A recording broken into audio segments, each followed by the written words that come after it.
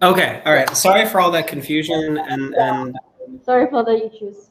no, it's fine. I actually feel like I might personally be responsible for a lot of that because I was supposed to be there in person today. Um, so I want to apologize to everybody that I was not able to make it. I came down sick with something. So, in the interest of keeping everybody safe and healthy, I thought it might be better for me to stay home here down south in Brooklyn.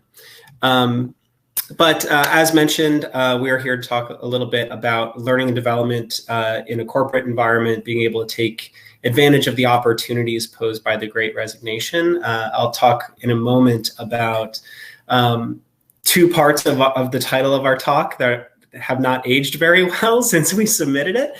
But before I get into that, I'd love to introduce who we are. So I, as mentioned, am Jimmy Pearson. I currently work at Google as the head of the peer-to-peer learning program there. Shameless plug for another talk I'm giving on Friday that focuses more on peer-to-peer learning. I'm giving that with a colleague from Peloton. And I'm here today with my colleague Donna, who I met through the Education Entrepreneurship program at the University of Pennsylvania, where she was one of my instructors. And so thankful to that program for introducing us and allowing this partnership and friendship to start. And with that, I'll turn it over to Donna to introduce herself. And likewise, Jimmy and I just connected, and at TC. I've always been huge on communities of practice, peer-to-peer learning, learning from colleagues. And so I can't hear anybody. Can they hear me? You're good. Okay. You're coming through, Donna. Okay. If you can't, let me know. So I've been teaching at Teachers College of Columbia since 2015, 16, where I've always taught about integrating technology into practice.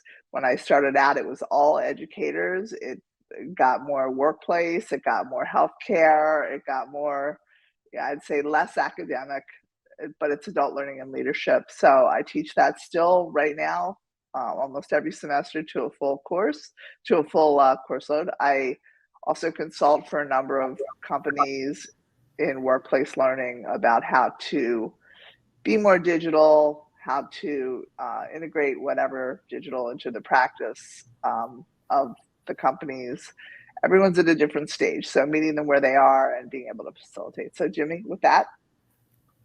Thanks. And I'm going to try to move through pretty quickly because I know we're already over time and everyone's kind of probably aching for the break. So please, let's make this as interactive as possible. Throw questions in the chat or however we can get questions coming through. So while I'm going to breeze through our slides, hopefully we'll have a chance to have more of an interactive conversation as well. So this is a bit of an executive summary. I mentioned before that there were two things about the title of our talk that I don't think have aged particularly well. One is we talk about learning and development, taking advantage of the opportunity of the Great Resignation. And as Donna and I worked on this talk and the accompanying paper, we realized, we're actually going to be talking about a lot beyond learning and development. We're talking about recruiting. We're talking about the entire employee experience, but really the crux of our talk is about how the entire experience needs to be looked at as a whole, and it's incumbent upon learning and development professionals to kind of be aware of the role that they play within this entire employee experience and how they can contribute and make it feel more cohesive and more rewarding for an employee. And the second is this bit about the Great Resignation, which is, a few months ago was all anyone was ever talking about and has kind of started fading a bit in the general discourse. But I think it is still true that it is a very tight talent market, very low unemployment, and employers are looking to be more innovative and be a little bit more thoughtful about what they're offering to potential employees, to potential and current employees. And so hopefully some of the ideas that we talk about in here are still salient. I agree. There's nothing you said there. So the beginning of, this is the very first part, right? You see posting for something you like, it's on LinkedIn, or you go to the company site or whatever it is. On LinkedIn, you see how many other people applied. Sometimes it's 300, 400, you never know. It depends where it is, whether it's remote or not, whether you want remote or not. And you give it a shot. You put in all the right words. You upload your resume, but they, applicant tracking systems, which some use a lot of artificial intelligence. Somebody programmed that to look for certain keywords, or the technology itself will go through and tell you how many keywords matched or whatever it was. But the average, as it says there, is a 5 in 250 are ever even seen by a human. And what do we miss? What do we miss by that? What kind of transferable skills? What kind of a learner were they?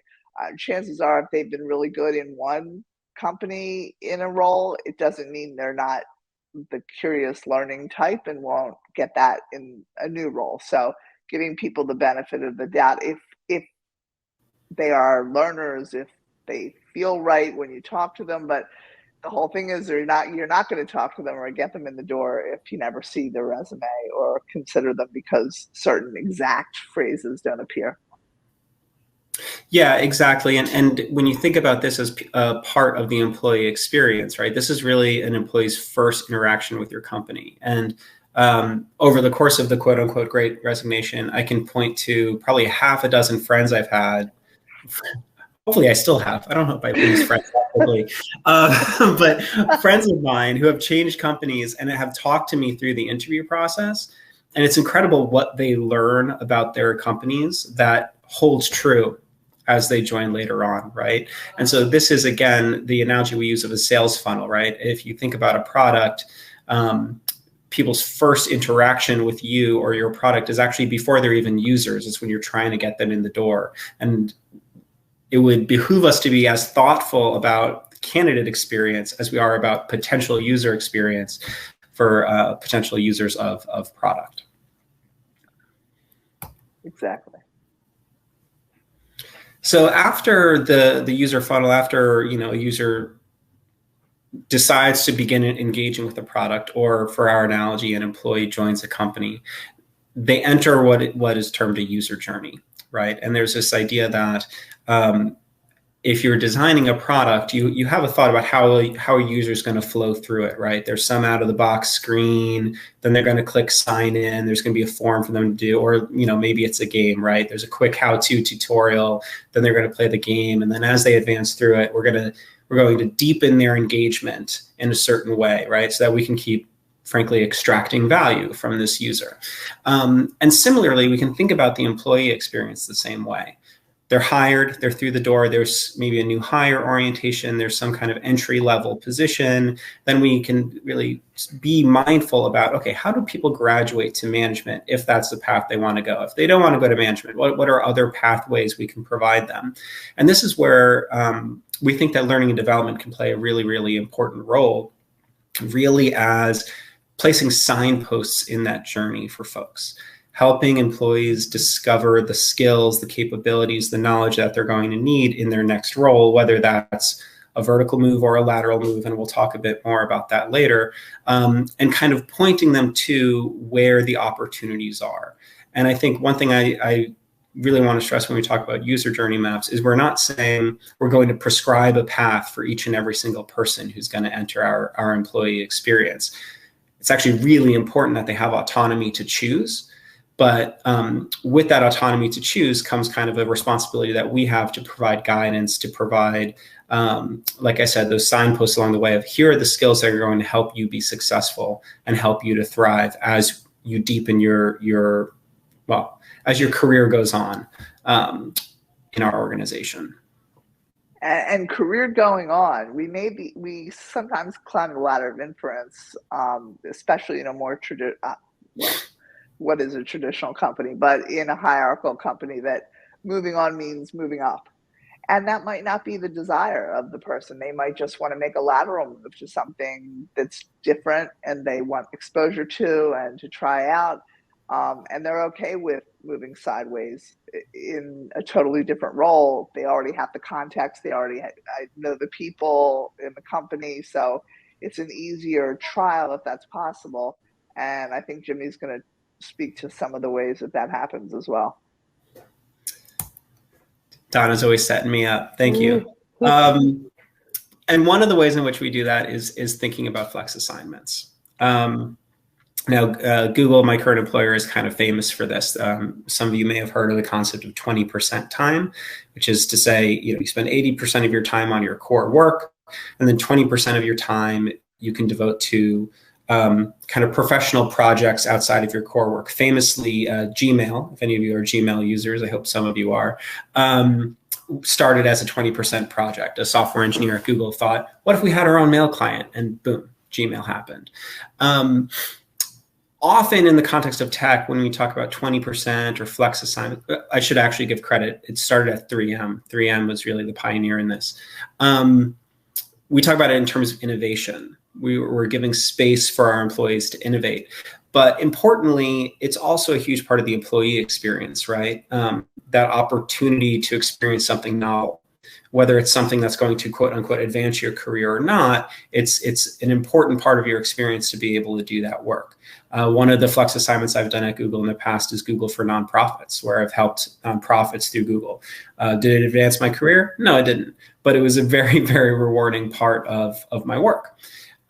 Similarly, we talked about the role that learning and development can play. Maybe I've learned a new skill that I don't have the opportunity to demonstrate in my core work, or that I don't have the ability to generate deliverables or project work that I can use to apply for that next role.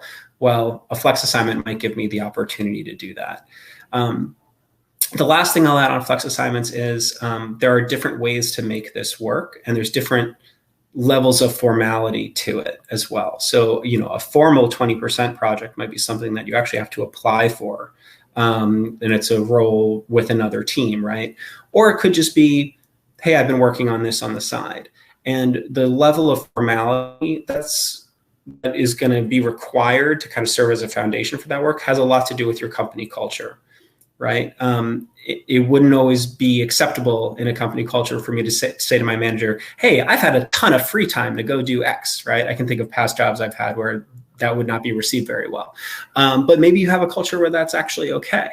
And similarly, it doesn't have to be 20%. It could be a bungee assignment where somebody's out on leave and I'm going to go be their backfill for a few months and learn something really new and exciting and meet some folks on another team. So that's an important part of this too.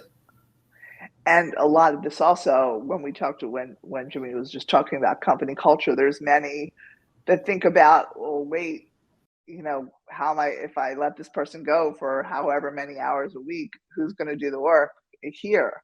And they don't see maybe the development aspect of it or the investment they might be making by letting that person go and bringing whatever new knowledge they have back to the group or whatever it is. It's just people are sometimes bound to timelines and so asking a manager formally is normal in a lot of contexts. Like, I got to ask the manager, can I borrow this person for whatever time? And there's also some talent marketplaces that are part of HR management systems at this point that will match you with assignments that people put there based on your skills or what you say your skills are. It's self-declared, or they dig into your background, like on Workday or whatever your HRIS is, and you can see how many hours a week it'll take. But there's still permission that needs to be granted in a lot of context. I'm glad you brought up that language of investment too. There's a much broader discussion to be had, but there's some interesting thought that's been put out about the nature of work evolving from being purely extractive, how much can I get out of this employee, to being, oh wait, I actually have to make sure that this employee can continue to provide. It's not like a light bulb where once it burns out, I can replace it, to actually, I want to leave this employee better than I found them.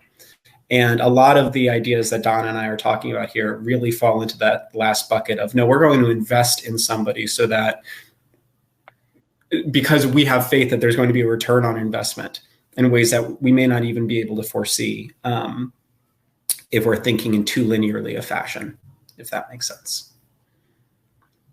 Exactly. And There's a fun lag, by the way, of when I advance the slide until I see it advance here. So I'm sorry if there's an awkward pause.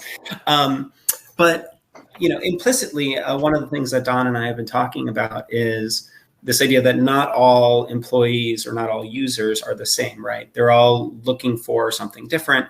And we have to think expansively and think flexibly about ways that we can create multiple paths for different people and provide autonomy for them to choose between paths. One way that product designers think about designing for that is this use of personas. And a user persona is quite simply personifying a set of characteristics or variables that you might want to solve for. So here you see just an example of 3 kind of employees that might exist. They have different tenures, they're in different functions, and they all kind of have a different motivation that's laid out here. And crafting these personas helps you to make sure that as you're designing the employee experience, you're not leaving anyone behind, right? And I say that with a bit of personal experience as someone who works in HR at an engineering company. Sometimes people are left behind, right? And so it's important that we use tools like this to make sure we're covering everybody. One of the things that Don and I talked about as we were preparing for this talk, though, is how quickly this can become pernicious once you start confusing personas for the truth, the whole truth, and nothing but the truth of everything that exists out there. And so you have to hold these lightly, right? And remember that, okay, not everyone is like Anna here. Right. But it's important that we design for Anna because some of our employees are going to be like this. They're going to be junior tenured. Maybe they're in one organization, but they have a skill that is going to help them excel in another organization. Right. And so we want to think about those things without becoming too attached to, no, our employees are like X, Y, and Z. And therefore, this is the path that's going to be good for them. Exactly. And the other thing is that that's not going to be static. So Julie, the software engineer, who maybe is permitted to, or it's okay if she works fully remotely from Wisconsin when her company's in New York or whatever it is, she is at a stage in life where she just wants to do that. She doesn't want to be promoted. She doesn't want the additional responsibility. She's happy doing what she's doing. She knows she can do it well. She can make a good living. She has kids of a certain age. This is just totally made up of this. But often people say, you're a really good software engineer. I'm going to make you manager of the software engineers. Well, she might not want that. She might not be interested in being a manager at this stage, but maybe in 5 years she is, or 10 years, or whatever it is. So not thinking about personas as being static, but you do need to start somewhere. Right. And crafting these personas is important too, right? Taking the time to actually do some user research, right? Some employee experience research and think, okay, what are the key ways in which our employees are segmented and their experiences might differ, is an important part of this design, which actually brings us to our last slide here, which is around the concept of a job to be done. A job to be done is another concept in product design, which is to say, kind of thinking from the start very expansively about what is the thing that our users actually trying to do, right? And the somewhat cliched example is the one that I've thrown up on the slide here with this quote that is misattributed to Henry Ford of, if I had asked people what they wanted, they would have said faster horses, right? And the idea here is that Henry Ford's insight was that, no, actually what people's job to be done is that they're trying to get from point A to point B. So how can I help them do that, right? And then lo and behold, mass production of the automobile. So when you think about the employee experience, an employee's job to be done, as Donna said earlier, we may often assume that people's job to be done is, I want to advance. I want to become a manager, a leader. I want to make more money. I want to get the title, the C-suite, whatever. And sometimes that is the job to be done. But if we design the employee experience against just that job to be done, we're going to be missing out. One of the things that's become really clear in the past couple of years is that a lot of employees are rethinking their relationship with work, and they're thinking about what's best for my well-being, right? My job to be done is to maximize well-being. And so how does work fit into that equation? Or my relationship with my family and making sure that I'm able to go to my daughter's field day, which I did this morning. Or, you know, maybe this is a little silly, but like maybe the job to be done is the job to be done, right? We know folks who, or I know plenty of folks at work who like, they love to code. They love to put together really elegant programming. And their job to be done is to do that as efficiently as possible with as little kind of bureaucratic headache as possible, right? And they're my favorite folks because they're the folks who rag on HR as much as possible. But, you know, we have to think about their job to be done as well. And okay, if that's the case, how do we design an employee experience for them? What does learning and development look like for somebody who really just wants to code? How can we do it in the flow of work? Those kinds of questions. And that's really true. And from an instructional designer, which is part of my background mindset, that A to B is critical because if you come at it with the end in mind and what you're aspiring to do, whether it's make the employee satisfied that the work was done or whatever it is, not just thinking about what they're doing. And it's very hard to do that, to step out of the box of, well, this is, you know, how can I modify how it was done before? We all know this from how we all had to go online when we were teaching online. What did we try to do? We tried to replicate. I personally didn't. I was already teaching it, but we tried to replicate exactly what we did in our classroom and put it online. Well, you might have to reimagine the entire thing. And obviously, Ford did that, or there would be faster horses or some kind of supplements or something like that. But there's so many examples like that with this, where the outcome is better, but it really looks nothing like what it looked before. It's aside from maybe in this case, the transportation aspect of it, but and in our case, the experience aspect. So. Yeah, maybe an alternative title for this talk could have been like design thinking and the employee experience, right? Yeah. To Donna's point, it's really about kind of taking a step back and also importantly, like integrating across different functions, because so much of what we've talked about, recruiting, learning and development, other pieces of the employee experience are currently designed and implemented in silos. And so this is kind of a first step or an opening argument into thinking about ways that we could integrate them to create more meaningful personal experiences or employee experiences. So I promised that I would run through the slides quickly, which we did. I'll add one note in conclusion, which is something Don and I were just talking about this morning, which is the other thing that product designers will tell you is that if you design for everybody, you're designing for nobody. And so a lot of what we talked about was, oh, there's a variety of people, they're solving for a variety of things. There's a lot of variables. And I think it's easy to fall from there into this thought of like, oh, how do we design for everybody and make everybody, you know, the perfect employee experience for every single person? And if you do that, you might fall in this trap where you're actually designing for nobody. And so we talked about the example of Elon Musk recently announcing that you know, all Tesla employees had to come back to the office or resign. And there's kind of two camps of folks who either say this guy's stuck in the 50s and he's going to be missing out on all the best talent, or folks who say, nope, he's got the right idea. And within a year, every employee is going to be asking everyone to go back to the office. This work from home stuff is nonsense. And the truth is, it's neither of those things, right? By making that decision, Elon Musk is going to attract a certain type of talent to Tesla. And folks who are open to fully remote work, like Meta, for example, are going to attract a different type of talent. And so really it starts from a question of what are the types of employees we want to cultivate, we want to attract, we want to develop, and we want to grow here. And then how do we design the employee experience against that? Again, bringing a little bit of design thinking to the mix. Exactly. And it's probably, there's so many things it could be. That's the thing. There's always like, there's this side and there's that side. And then as Jimmy and I were talking about this, I said, and then like 3 days later, he said, wow, we're not going to do so well over the next few years.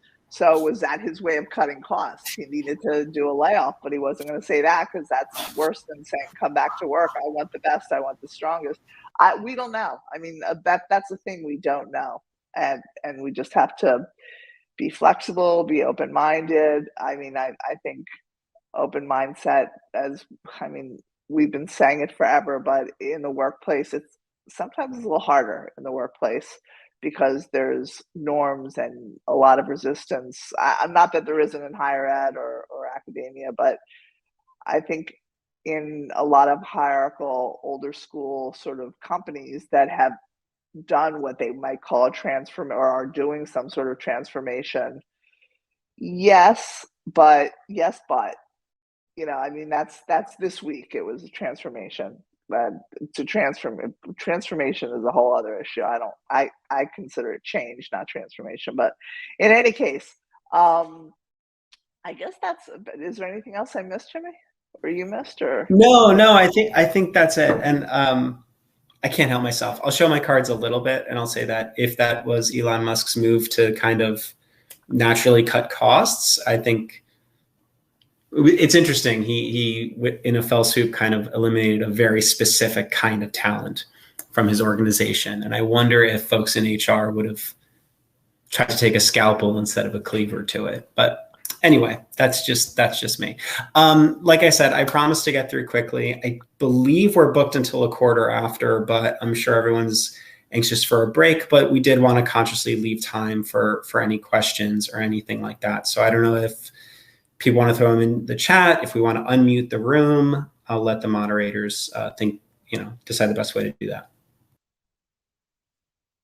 Well, thank you very much for that interesting talk. That's fantastic. And yes, please put questions in the chat and also in the room. I'll maybe come up to the mic if you have a question. So anyone? I'll start it off with a quick question about, we were talking about certain type of workers and being remote or in person but what about certain type of jobs needing a different type of way of working, different type of development? Any thoughts on how you incorporate that? Not just the personas, but also types of jobs that have different needs. Yeah, I suppose to me, if the personas are the employee, then the analogy of the job is kind of the route that they're on, right? Or the stops along the journey that they're on. And so obviously, I'm sure there's many brilliant speakers at the conference who are talking about, different learning modalities for different types of content, and potentially for different types of learners, although I know that's kind of been debunked a little bit.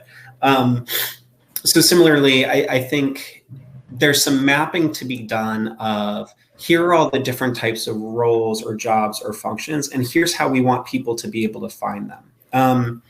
I'll give an example. At Google, there are plenty of folks who are on like I think they call it like a solutions consultant ladder. I used to be on one when I was in localization. Who like, we're really program managers. We want to get on the program manager job ladder, right? And this is an example of, okay, so there's the job architecture team that built that job ladder. And then there's a learning and development team who's not talking about how do we help folks from the solutions consultant ladder get on to the program manager ladder, which by the way is a more lucrative place to be. But that would be really helpful, right? There's plenty of folks who are trying to make that move. So I think it's an important point to bring up that it's yet another piece of the employee experiences like the job architecture and the types of roles out there that we need to be mindful of how we design an employee experience to provide the mobility that employees might be seeking. I might have rambled there. Donna, help me. No, but I think also the flexibility of when people want to work. There are certain roles, especially if they're an IC or meaning an individual contributor, you don't have a big team, or maybe you have a team and it's okay to do this because there's so many asynchronous tools out there to do it. But what's most important to you maybe is the flexibility of the work. I like to have 3 hours in the middle of the afternoon for something. personally, I like to teach, but I have to actually, not that teaching isn't work, but teaching is something that I always leave room for because it's the thing I like most. But at the same time, I always have, work and consult and all that kind of stuff. So how do I fit that in? And I personally need a place or need a situation where I can have the space in the room to do what I need to do any preparation, to be able to do. And people have a million reasons. They might need a couple of hours off their musicians. They want to practice their whatever it is. So how do you, it requires, again, that mindset thing. And a company, Google to me is still the epitome of flexibility and making space for people's interests. I say that not working there, so he might disagree with me, but it's hard to imagine sometimes some of the things that he shares with me in so many other organizations, but they're known for that. I mean, they started out that way. That's why they have the talent they have, because they have all these incredible opportunities. So where you work, how you work, you want to work a 4-day week. That's a big thing right now. Can we do it in 4 days? I understand that it's being piloted in certain countries or places. Do they want different hours? Asynchronous, synchronous. There's a million different ways, but the issue really is the company and having buy-in from the highest levels that will sign off on, yes, it's worth it. We need the talent. It's worth being flexible in ways we haven't in the past. So. Okay, wonderful. Thank you. Thank you for sharing those insights. Any questions? Yes, we have a question. I'm sorry to make you come up here. Yes, please. Here, let me grab this. Hi, I'm Nicole. I'm a cognitive Nicole. scientist / learning analyst, and I work on a people development and learning team. I was wondering how you can work to create the space for a learning culture when the culture values performance. And I know that's kind of a very complicated question, but curious to hear your ideas. I call that the Holy Grail, so I'm going to let Jimmy answer that. Sorry. Gee, thanks. I mean, there's ways over the long. I'll start it out, and then I really want his point of view. But I'll start it out by saying it's much easier long term to see the value. But if you're in a public company, for instance, that works quarter to quarter and has earnings and deadlines and whatever, deliverables that have to be put out by a certain time, products that need to be in the market at a certain time, there's always that manager that says, I can't let them go do that stretch assignment because this needs to be done by a certain date or whatever. So how do you make a learning culture? So what do you think, Jimmy? Yeah, it's funny when you were talking about Google earlier. It's never as pretty on the inside, right? And so the flip side of what Donna said about Google kind of has this great learning culture and has enabled a lot of flexibility is that's because Google just absorbs a ton of waste. Like, I'll just be straight with you, right? Like, Google can afford to say, all learning is good learning. Sure, go learn the trombone. We don't care. We'll even pay for part of it. But it's because Google can afford that, right? And can absorb a whole lot of waste in the process. I think that another way of talking about this flexibility, and we've been talking about it in terms of how can employees thrive, right? But another way of thinking about it is in terms of labor efficiency. Like, if we get really cold hard in the numbers, like, you want all of your employees to be in the jobs where they're delivering maximum value for your company, right? And so offering them flexibility, offering them autonomy is in the long run going to make if it's done right, it could make your organization much more lean and much more efficient as well. Now, the Holy Grail, as Donna mentioned, is providing the data that proves that, of showing that. I think it's not too hard to come up with anecdotal evidence pretty quickly. If you just find a few people who are really in the wrong part of the org and then provide them the right kinds of opportunities. But I think linking any sort of learning and development opportunity to performance metrics is an industry-wide challenge and problem.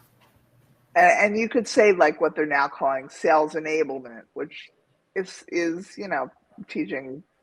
It's a learning thing for people who are going to be out there with a new product. That might be an easier measurement than what's the retention. But there's so many factors that could go into retention. There could be, a new CEO, there could be a new environment, whatever it is. But retention, less turnover, less having to hire new people, all of that. But right now, would you want to measure that? Like in the past, you've been able to say we have 30% lower turnover because and we don't have to hire, and the average cost of a new hire is X amount, and we can measure it that way. It's really what are we saving, not what are we making.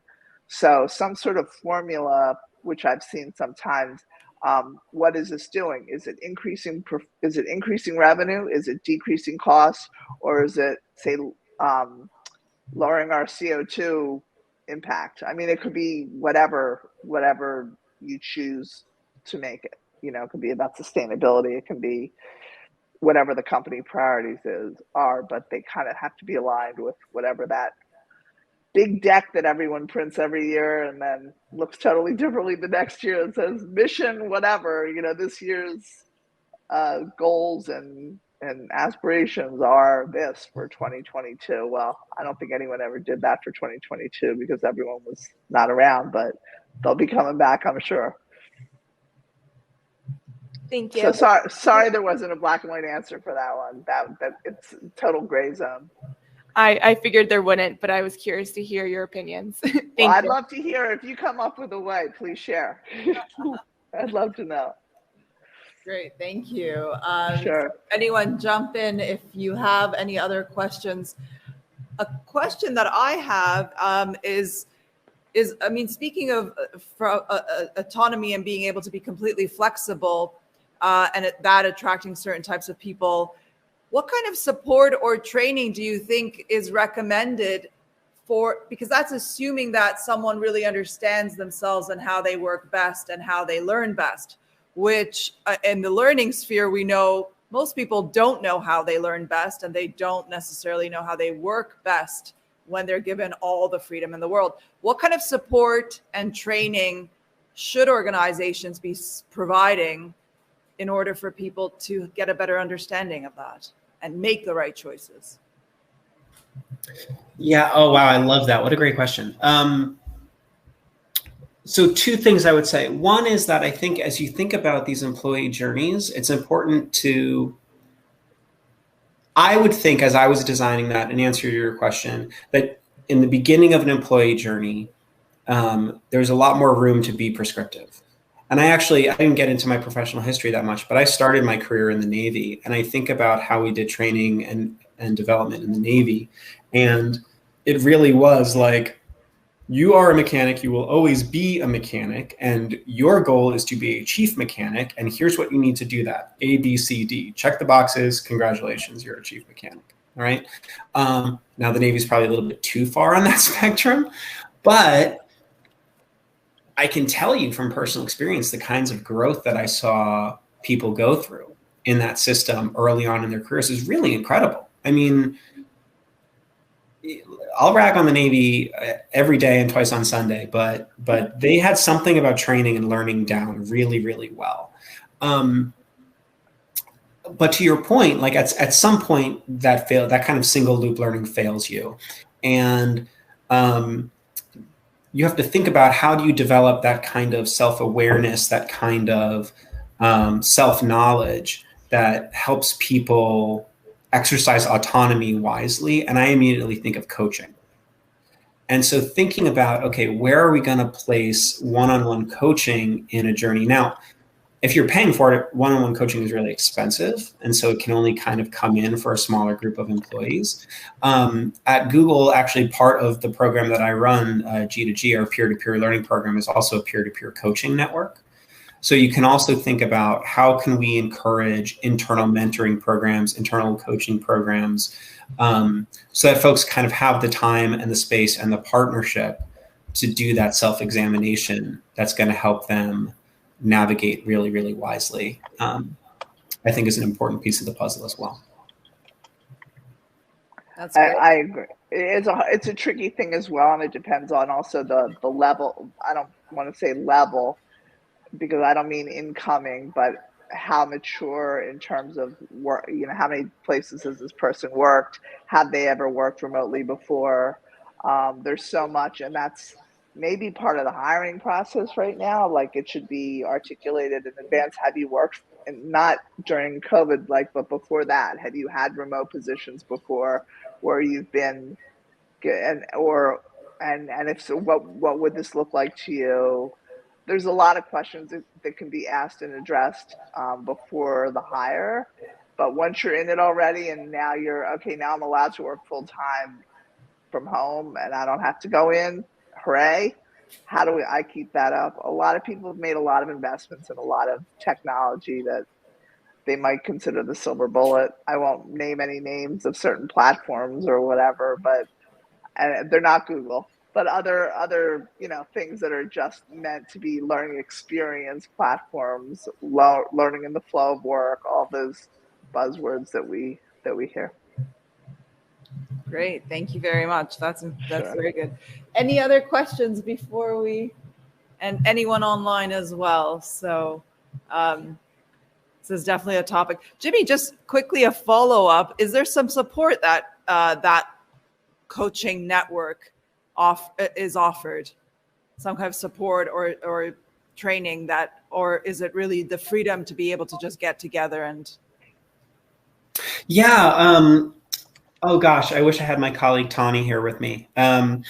So she kind of more actively manages the coaching program.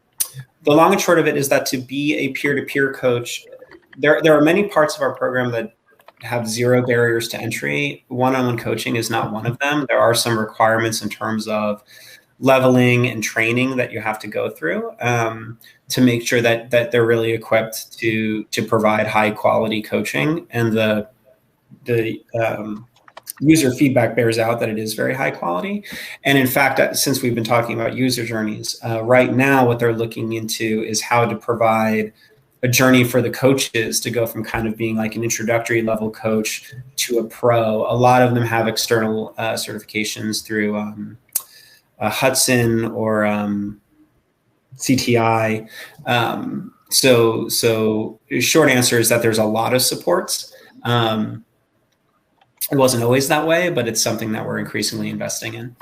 Wonderful. That's definitely very important. And I'm very excited about those type of learning networks that are supported, but also have the freedom. So that's really interesting. Well, thank you so much. I have a talk on Friday that I would suggest you. We'll talk more about it then. Okay. All right. Wonderful. Well, thank you very much, Donna and Jimmy. And thank you for having us. Thank you. And thank you to the audience in the room and online. And we'll continue, hopefully, this conversation both online and at break. So thank you very much. For me, just FYI, reach out to me anytime. I am a Columbia person. So if you ever want to write me, murdoch@tc.edu, just drop me a note anytime. Okay. Wonderful. Thank you very much. Wonderful. Take care. All right. Bye. Take care. All right. Thank you.